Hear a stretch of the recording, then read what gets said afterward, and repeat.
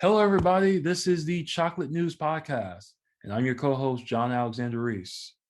And if you didn't know, the Cincinnati Herald has been around since 1955 and is the leading African American owned newspaper in the greater Cincinnati area and northern Kentucky area. And today we have with us our digital correspondent, Andrea Carter. How's it going today, Andrea? Fine. How are you, John? I'm doing fantastic. So, what's the chocolate news this week, Andrea? Well, John, I got a little bit of happy and I got a little bit of sad. Oh, I'm going to start. I'm not going to say I'm going to start with happy, but I'm going to start with, I think some people will be happy about this. A Florida judge, I should say a Florida federal judge, lifted the mask mandate put in place by the CDC requiring everyone to wear a mask while traveling, while using public transportation. And the judge had ruled that it was a very divided ruling. Some people believe we should still have it. Some people shouldn't. What's interesting, the mask mandate was going to expire on May 3rd. What has just occurred about this is that the DOJ is going to file an appeal on the CDC's behalf regarding this judge's ruling, because the CDC fears that with this ruling standing in place, it will handcuff its ability to be able to put a mandate like this again in public.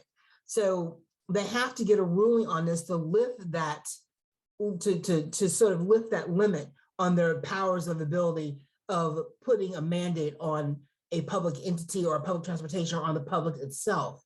So it's going to be a very interesting argument. Some people believe we should still have the mask mandate in place. Some people believe we shouldn't. Biden came out and just said everyone use their best judgment to use a mask.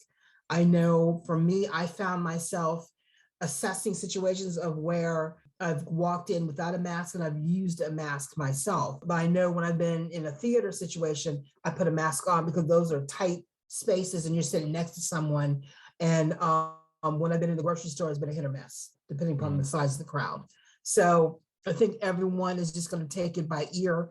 And I continue to carry masks with me just in case, because we're still in a pandemic. It's still going on around the world. So we have to see. And I also know that people still have the ability to get vaccinated while the COVID-19 is still, while the shot is still available, and get the booster.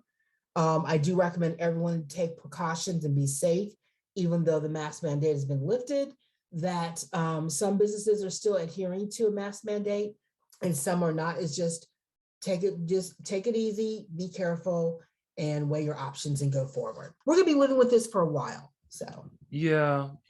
But you know what? I'm going on a plane very soon, so I am definitely keeping my mask on for the time being. And I'm probably going to do the same, when I do like ride shares like Uber and Lyft. So I think so. I mean, until the CDC declares that we have herd immunity regarding COVID-19, I think we need to err on the side of caution and just carry them with you, bring them out, don't bring them out. It's just up to you. But I would just say in this day and age, you don't want to get caught. But it's one of those things of like the flu, it comes and it goes, and we just have to live with it and keep on stepping. So yeah, that's all you can do. So there's that. So like I said, a little happy, a little sad, depending on who you talk to. The sad is I think everyone had a good Easter weekend, though the U.S. was rocked by 3 shootings over the Easter weekend. One was in South Carolina at a nightclub that occurred where at least 9 people were wounded. Then in Pittsburgh, 2 youths were killed and at least 8 people wounded when shots were fired during a party at a short-term rental property. Again, another Airbnb that was not used for, supposedly the owner was warned, or there's something around Airbnbs. There's a certain procedure regarding parties and things like that. And so that's under investigation. And then there were 2 shootings that came the day, there was also a shooting in a busy mall, also in South Carolina, at the state capital of Columbia, and 9 people were shot and 5 people sustained injuries as well. So Easter was a little deadly, especially in South Carolina. Oh my. And, so we have to sort of educate our children, educate everyone on how to handle conflict, and don't take the easy way, which is to pick up a gun and use it, where the harder way is to resolve it yourself, or with walking away or thinking about it, then coming back and discussing it. Too many people in this world that we live in is finding it easier to just shoot now, talk later. And even though that's like an old West adage from way back when, unfortunately, we're seeing it played out over and over again. And it's unfortunate people are getting injured and killed over this, and it needs to stop. It's just really sad. And for it to happen on Easter weekend, it's just like, come on. It's like, is nothing sacred anymore? I know it was everyone was celebrating the resurrection of Jesus and the togetherness of family, and also the Easter Bunny. And, and I think it's sort of sad that a day of mercy and forgiveness, and he is risen, and, a day to reaffirm our faith in God and Jesus and the Holy Trinity and things like that. It is, and then also it was Passover as well in the Jewish community. And for all of this to occur during a very holy weekend is unbelievable. And I'm not I'm the first person to tell you that I'm spiritual, but I'm not very religious. Right. And I'm right now, I have not gone back to the church that I worship at, just because of it was my mother's church and it holds memories there for me. But also I'm, I can walk into a grocery store. For some reason, I can't walk into a church yet. And I'm just kind of like, but I'm going to break the mode and do it soon. But, I've been very cautious about where I am. And, again, whether or not I'm wearing a mask, but also Easter weekend is supposed to be a very sacred weekend, as far as I'm concerned. Yeah. And to see our society go a different way, we have a disease that we can't find a cure for. And I don't know what's going to happen, because we're not addressing mass shootings in this in this country. We're just not. We're just getting used to them. And there's something going on when our human nature, oh no, I can't say it that way. I'm trying to say is there's something going on that we can't talk about what's causing these mass shootings and addressing the issue. We need to peel back the layers.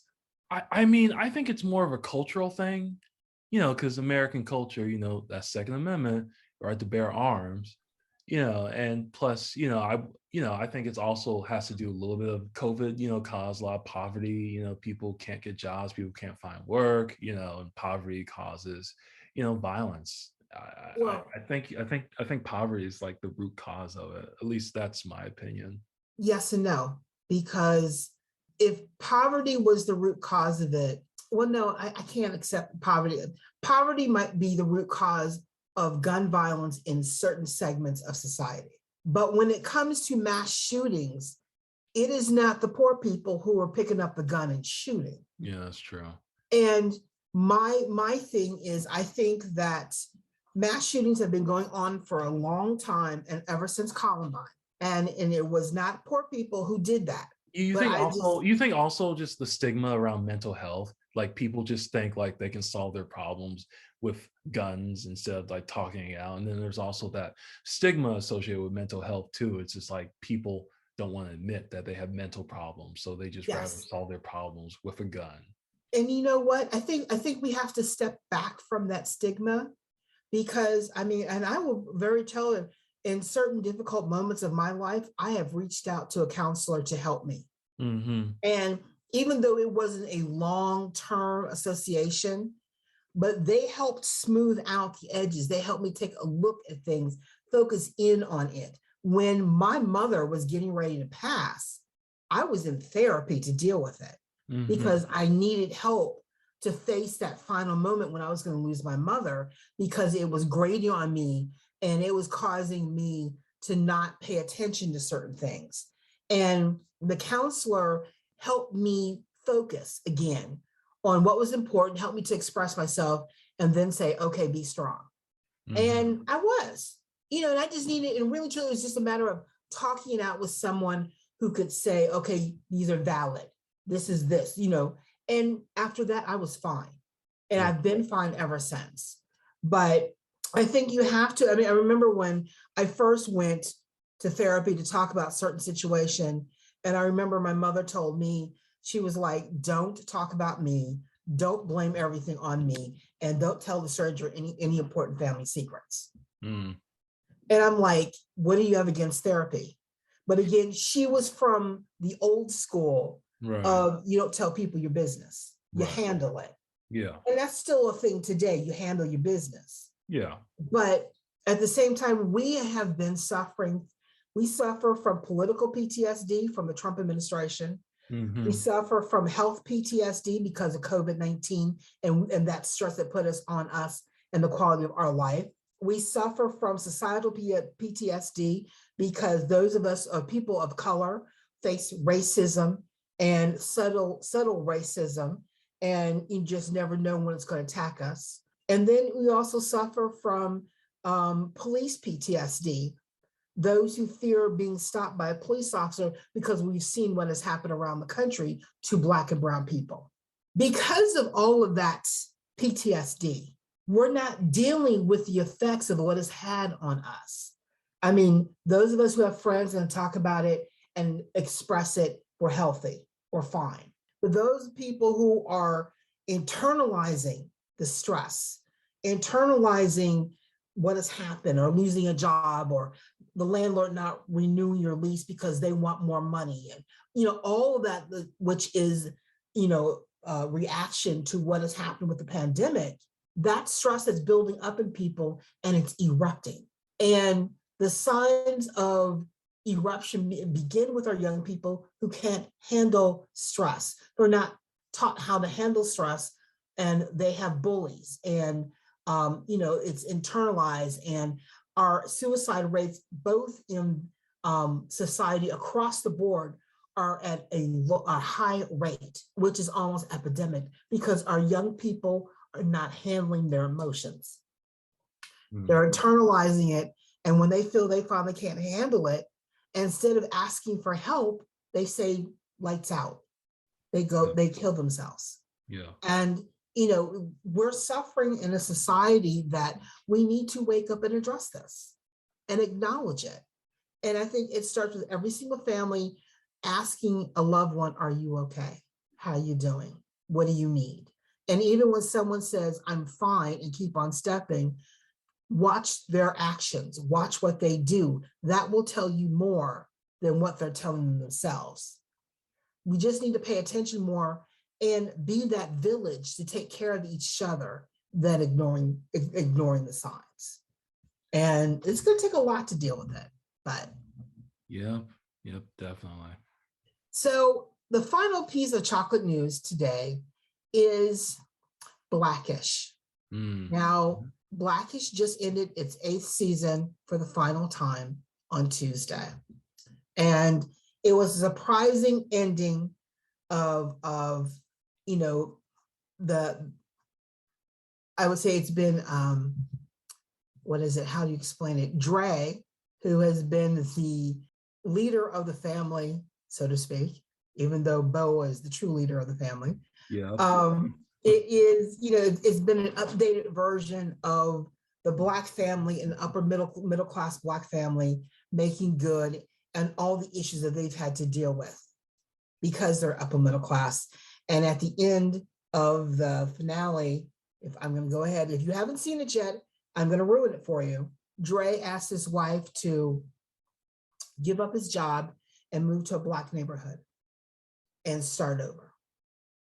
And I think, which is an interesting ending to a show, because they're choosing to change their lives and move to a Black neighborhood away from the upper mobile middle class neighborhood where there's plenty of money and resources and things like that.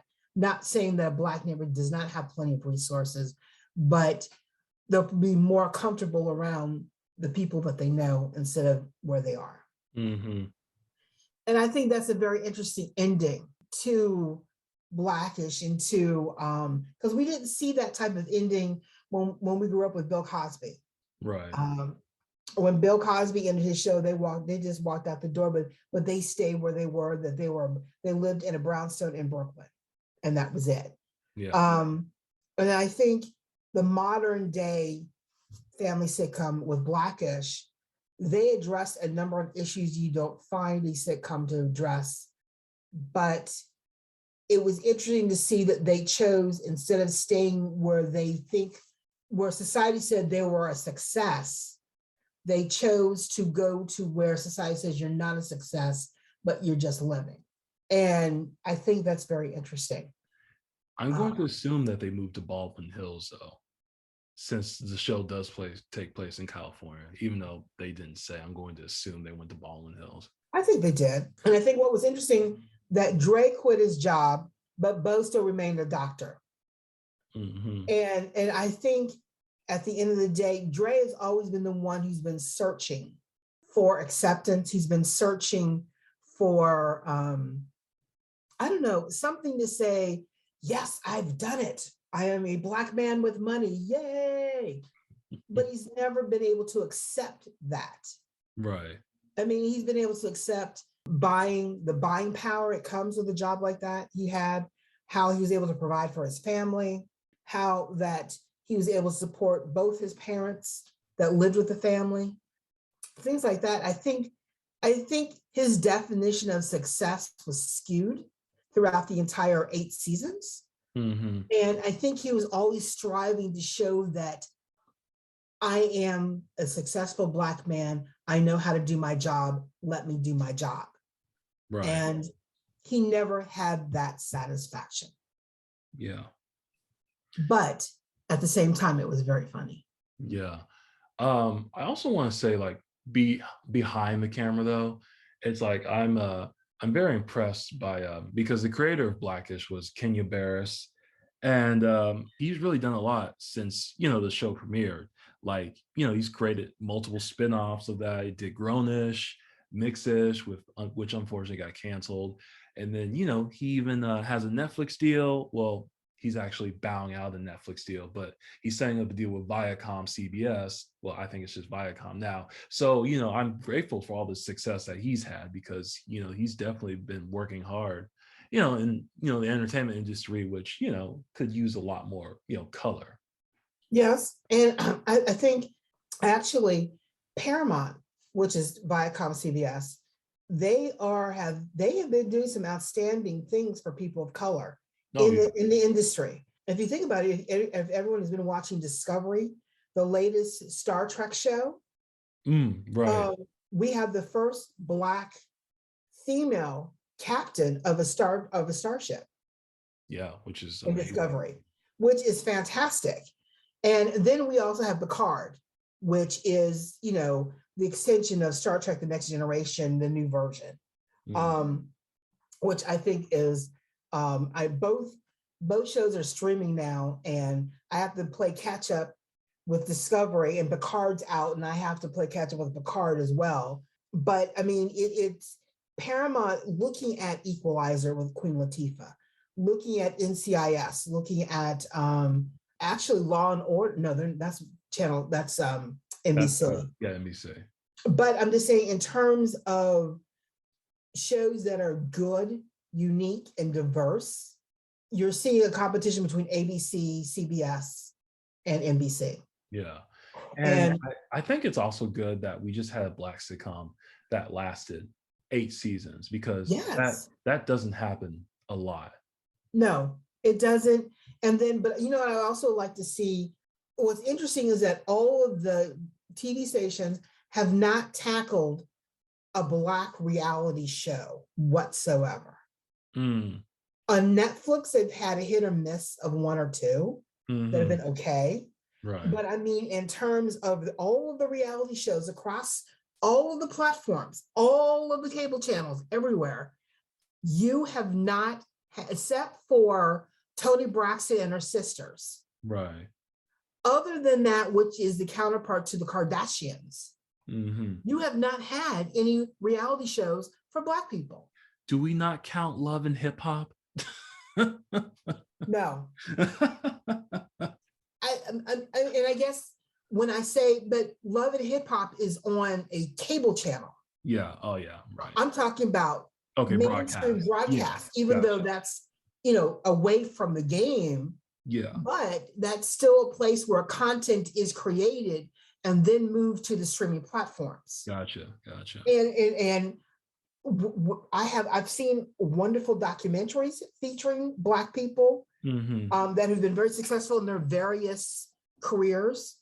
But I think that at the end of the day, it's about what will society accept, what still will, quote, Hollywood or the TV industry accept as success and not accept success. And, Black people watch TV. We've always watched television. We've always been brand loyal to TV. Yep. And our dollars support that brand loyalty of television. I think it's time that television supported us in terms of content. Definitely. And, because it used to be like just the Black sitcoms were just on Fox and the WB and UPN. It used to be like a running joke, actually. But I just think like we need to get on like the major networks like ABC, CBS, NBC, all that good stuff. Well, I think what's interesting is that when CW was formed, they started out with Black shows. Yeah. When Fox started out, it started out with Black shows. And then when they found success with mainstream, they dumped them. Yeah. And went with mainstream. Yeah. And I think, but their bread and butter was made on our loyalty. And I think at the end of the day, people forget that. They forget who brought them to the game, who supported them when they were just starting out. And we said, yeah, that's cool. Let's run with it. And, I think that's a problem with business people. They know when they're starting out, they'll hang with you.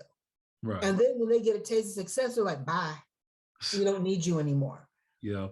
And I think that's part of the problem with society, that we were willing to work with whoever we don't like, because it'll get us where we want to go. And then when we're successful, they're like, okay, I don't need you anymore. Thank you very much. Yeah. But you know what? The people that you meet on the way up are the same people that you meet on the way down. Yeah. And because the TV industry is changing and going to streaming, those that started out with you, you're meeting them on the way down. And guess what? We're getting more content now because we're still there looking at television. Yeah. And we're adapting, and we're looking at on our phones. Yeah. And we're looking on YouTube. We're looking at all the different streaming platforms that are out there. I have too many. Yeah. And I just think that, there's a lot of good shows out there that have been started and launched, and I don't know. What do I know? I'm just a poor Black child trying to make it each day. Let's hope the diversity keeps going on these shows and streaming channels and all that. Actually, you know what I would like to see more of? What? Not just more Black shows. I like to see more shows featuring Latino and Asian. Well, at the end of Blackish, they do show a Latino family moving into the family's old house. I don't know if that's setting up for a spinoff or whatever, or a backdoor pilot or whatever, but that would be interesting to see. It would be interesting to see, but also I think, Canada has a lot of good shows. Like on Netflix, there's a story about a Korean grocery store. Oh, I know what you're talking about. Kim's Convenience. Yeah. I just started watching that. Fabulous. I think it's very funny. And I think for us to combat what's going on in society, we need to be willing to expose ourselves to more. There's a reason why we look at Masterpiece Theater. The reason why we're looking at Netflix, we're looking at Hulu, and original content that addresses certain issues and or offers the diversity in content that we're willing to look at. I mean, there's African TV shows on Yeah. Netflix. Yeah. Those folks are dangerous. They're vicious. I mean, there are Latino shows on there, the novellas that are pretty good. There's some Asian, Japanese shows. I mean, there was a show about a Japanese show about a guy who runs a restaurant that's open from midnight to 6 a.m. And it was very interesting, even though I was reading the subtitles, it was good. Right. And, I like that variety.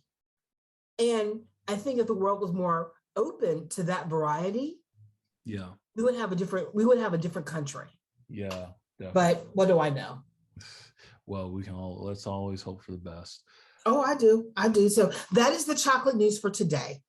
I'll get off my soapbox now. Okay. So now we'll switch it over to Morgan Angelique Owens, where she will enlighten us with some beauty, lifestyle, and culture. So take it away, Morgan. All right. Thank you, John. Well, again, this is your co-host, Morgan Angelique Owens, and I have some amazing guests this week. I'm going to go ahead and let these ladies introduce themselves and talk about this amazing experience coming up that everyone needs to come to. So welcome. Thank you. Hi, Morgan. So thank you for having us on. My name is Asha. I'm a fashion designer born and raised here in Cincinnati, Ohio. And I'm really excited to share with you guys this big project we've been working on. And I'm going to also introduce my partner, Dawn. So Dawn, you want to go ahead and introduce yourself? Yes. Hey, everybody. My name is Dawn. Not only am I Morgan's cousin, yep, sure am. I am Asha Ma's business partner and also a designer. And we have come together on this project, and Asha has created some really beautiful things, and we have some great things to share with you. All right, so tell us all about this amazing experience. Okay, so we're actually really excited about this entire experience, which we are calling an experience because it is like nothing you've ever been to, seen, witnessed before. So I think it wouldn't do it justice to call it a fashion show, because it totally flips the idea of a fashion show on its head and just has a lot more meaning to it. So I don't want to give too much away because I want you to actually experience it. But at the CAC on April 30th, which is a Saturday, doors will open at 7 and guests can come in and experience our fashion healing experience. The collection that I've created is called New Moon, and it will also have an exhibit that opens that same night. And then we'll have an after party to follow with amazing food by executive chef Jahan Altman.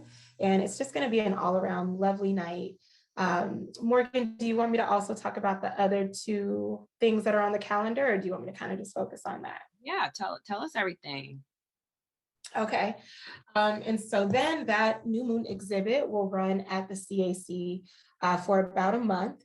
But other than that, we also have a virtual show that will premiere, and then also a virtual Pay Me an Equity panel that will be hosted by Randall Wilson, who is a diversity, I'm sorry, let me say that again. What is his official title? Diversity liaison. Which will be hosted by Randall Wilson, who is a diversity liaison for DAP, which is my alma mater and my sister's alma mater. And so the panel will feature the two of us having a conversation with Randall about Black women in the industry. My sister, Ayan Daniels, works for one of the top tech companies in the world. And so she kind of has a different take on being a Black woman in design from a more corporate standpoint. And then I'll be sharing my experiences from an entrepreneur standpoint, and just having like a really great conversation that we really hope will encourage Black youth to get into design and just give them good advice on how we overcame a lot of the pitfalls that people experience as a minority in design. And then we'll kind of have our big finale party at the 21C, which is a retail therapy brunch where people can shop the collection. One of the really cool things about this collection is that I've collaborated with a team of Black women who are creatives and entrepreneurs in their own right. So Lily Weeks is doing hair accessories, and she also did the hair for the show, and she did the hair for the exhibit that you'll see if you come. And then Chrissy P of Let's Get Pretty Cosmetics did the makeup for the show. And she will have an exclusive collaboration that people can shop at this retail therapy brunch as well. And then my favorite nail artist and cousin, Maya Altman of Queens Only Studios, will also be doing nails and also selling like nail accessories that are. So that'll be a good time. Jahan Altman is also doing food at that brunch, and it's going to be a big party where you can shop and be pampered. And we have a lot of cool surprises for that brunch as well. Ooh, yes, I'm ready. It's in my calendar. Yes. So what made you guys want to do something like this? What need did you feel like you were fulfilling, especially here in Cincinnati for Black women? Well, I feel like the New Moon collection is actually the next chapter to my last collection, which was entitled Negro Solstice. And I did that with the Taft Art Museum as their Duncanson Artist in Residence last year. And so what kind of inspired this whole thing is that the Negro Solstice collection was kind of a calling to Black people to realize our true identity. The world puts us down, kills us, abuses us, makes us feel like we're less than. And as a designer, I think my contribution is to hold a mirror up to and remind them that we are actually gods, we are actually royalty. And so that collection was kind of the starting point. And then New Moon kind of takes on what's next for the world. Like we're in this just really ugly space in humanity with war and greed and just all of these vices that have really taken a stronghold and we're overly exposed to and traumatized media. So New Moon answers the question of how do we turn this around?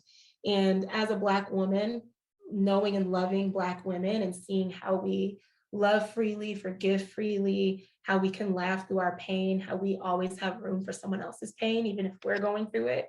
I think the world can learn a lot from us in the way that we operate. So this collection, yes, it's beautiful clothing, but it's got such a deeper meaning to it. And it's really like a lesson and a calling, not just for my people, but for the greater world to learn something from Black women. Period. I love it. I love it. Well, we could chat all day, but I always like to ask my guests these 3 important things. So Asha, we'll start with you, or Dawn, you can start. What 3 beauty products can't you live without right now? Cocoa butter, lip gloss, and coconut oil. Nice. All right. Ours are kind of similar. Okay, so to piggyback off of what Dawn said, mine would be, I always say this, if I was on a desert island, I just need Vaseline. Like, give me some that's lip gloss. That's gonna make sure I'm not ashy. Right. If I get a cut, I can have the Vaseline. So Vaseline would be 1. Okay. 2 would be lip gloss. Okay. And then 3 would be my Fenty Trophy Wife body shimmer. Hey, because I'm extra, so. And hot girl summer is approaching, so we all need that shimmer. Yes. Well, ladies, thank you so much. We'll have to have you back on the podcast in May to remind people about all these great events coming up, because, we be forgetting. So can you let us know your social media handles and where can people get tickets to the events? Absolutely. So first and foremost, my Instagram is ASHA_A, M as in mom, A. So it's Asha_Ama. The link for tickets is in my bio on Instagram, but you can also visit us at our website, which is www.ashama.com. So ashaama.com, and the link to the Eventbrite will be there as well. Right. You can find me at Damn It Dawn on Instagram, and the link is in my bio. And yes, also on ashama.com. So come on and get your tickets. It's going to be amazing. Yes. Well, thank you, Asha. Thank you, Dawn. We are super excited to support you, and everyone listening, make sure that you go and get your tickets. It's very important. You know how Cincinnati is. We gotta get those tickets on time, support our own. So thank you, ladies, for coming on the Herald podcast.